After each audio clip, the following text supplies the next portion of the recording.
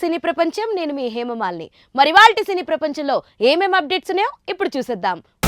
సూర్యపుత్ర వైకర్త్ర కర్ణ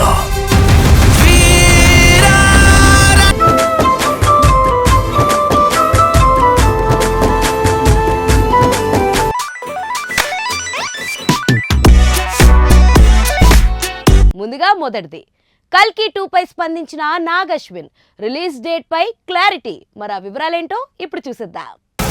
సూర్యపుత్ర వైకర్త్ర కర్ణ pan India star Prabhas హీరోగా నటించిన కల్కి 2898 ఏడి బ్లాక్ బస్టర్ హిట్ ను సాధించింది.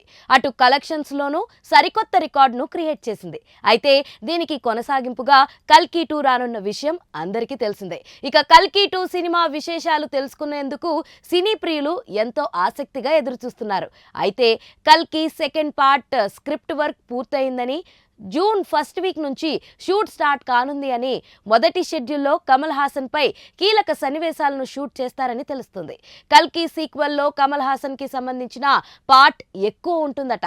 కల్కి సీక్వెల్ కు కర్ణ 3102 BC అనే టైటిల్ ను ఖరారు చేస్తున్నారని టాక్. పైగా ఈ సీక్వెల్ లో పురాణాల లెంత్ ఎక్కువగా ఉంటుందట.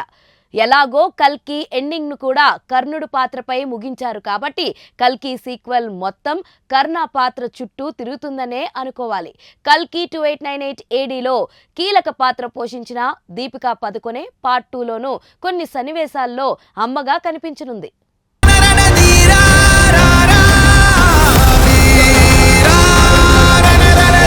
మన సినీ ప్రపంచంలో నెక్స్ట్ అప్డేట్. సినిమా జోనర్ ఏంటి, ఈ వసూళ్లేంటి, మరి ఆ వివరాలేంటో ఇప్పుడు చూసిద్దాం.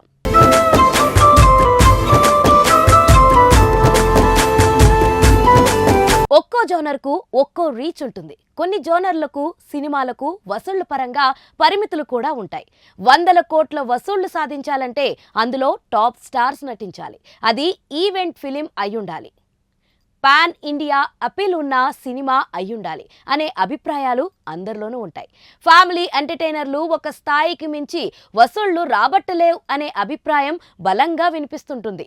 కానీ సంక్రాంతికి వస్తున్నాం సినిమా మాత్రం ఈ లెక్కలన్నింటినీ మార్చేసింది. విక్టరీ వెంకటేష్ ఒకప్పుడు టాలీవుడ్ టాప్ హీరోల్లో ఒకడు. ఆయనకు ఇండస్ట్రీ హిట్లు ఉన్నాయి.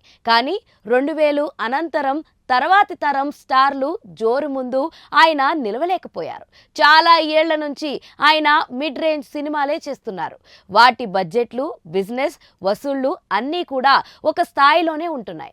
ఈ సంక్రాంతికి షెడ్యూల్ అయిన ఆయన చిత్రం సంక్రాంతికి వస్తున్నాంకు మంచి బజ్ వచ్చినా సరే మరీ అలవోకగా 100-200 కోట్లు వసూళ్లను దాటేస్తుందని ఎవరూ ఊహించలేదు.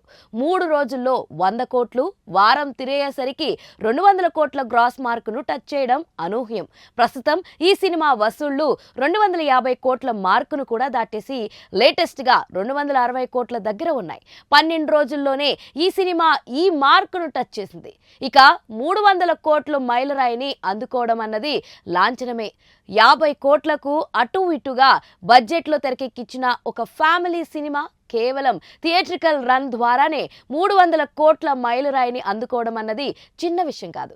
రెండో వీకెండ్లో కూడా ఒక కొత్త చిత్రంలా ఈ సినిమా ప్రేక్షకులను థియేటర్లకు రప్పిస్తుంది. గత 24 గంటల వ్యవధిలో బుక్ మై షోలో 1,50,000కు పైగా టికెట్లు తెగాయంటే ఈ సినిమా ఊపు ఎలా ఉందో అర్థం చేసుకోవచ్చు.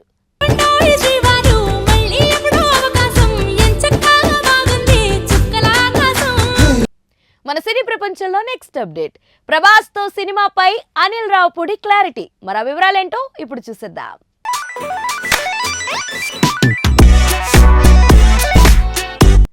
కమర్షియల్ డైరెక్టర్ గా అనిల్ రావుపూడికి ప్రస్తుతం ఫుల్ క్రేజ్ ఉంది. పైగా ఆయన దర్శకత్వంలో వచ్చిన సంక్రాంతికి వస్తున్నాం బాక్సాఫీస్ వద్ద చరిత్ర సృష్టించింది. ఈ కామెడీ అండ్ ఫ్యామిలీ ఎంటర్టైనర్ మొత్తం మీద భారీ విజయాన్ని సాధించడం వెనుక అనిల్ రావుపూడి టాలెంటే ఉందని నెటిజన్లు కమెంట్లు చేస్తున్నారు.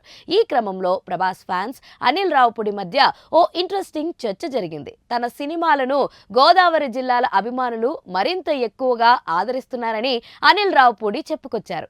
అనిల్ రావుపూడి ఇంకా మాట్లాడుతూ గోదావరి అంటే మర్యాదకి మారుపేరు అని తెలిపారు. ఈ క్రమంలో డార్లింగ్ ప్రభాస్తో మీరు సినిమా ఎప్పుడు తీస్తారని ప్రభాస్ అభిమానులు ప్రశ్నించారు. వారి ప్రశ్నకు సమాధానమిస్తూ నేను కూడా అందుకే ఎదురు చూస్తున్నానని అనిల్ రావుపూడి బదిలిచ్చారు. పైగా అభిమానులు గట్టిగా అనుకుంటే అయిపోతుందని అనిల్ రావుపూడి చెప్పడం విశేషం. ఇక తన సినిమా సంక్రాంతికి వస్తున్నాంను సక్సెస్ చేసిన ప్రతి అభిమానికి అనిల్ ధన్యవాదాలు తెలిపారు.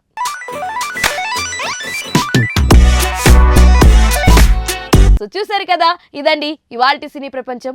మరొక ఇంట్రెస్టింగ్ ఎపిసోడ్ తో మళ్ళీ కలుసుకుందాం. అప్పటి వరకు చూస్తూనే ఉండండి పూరా local. This is your Hemamalini signing off. Bye.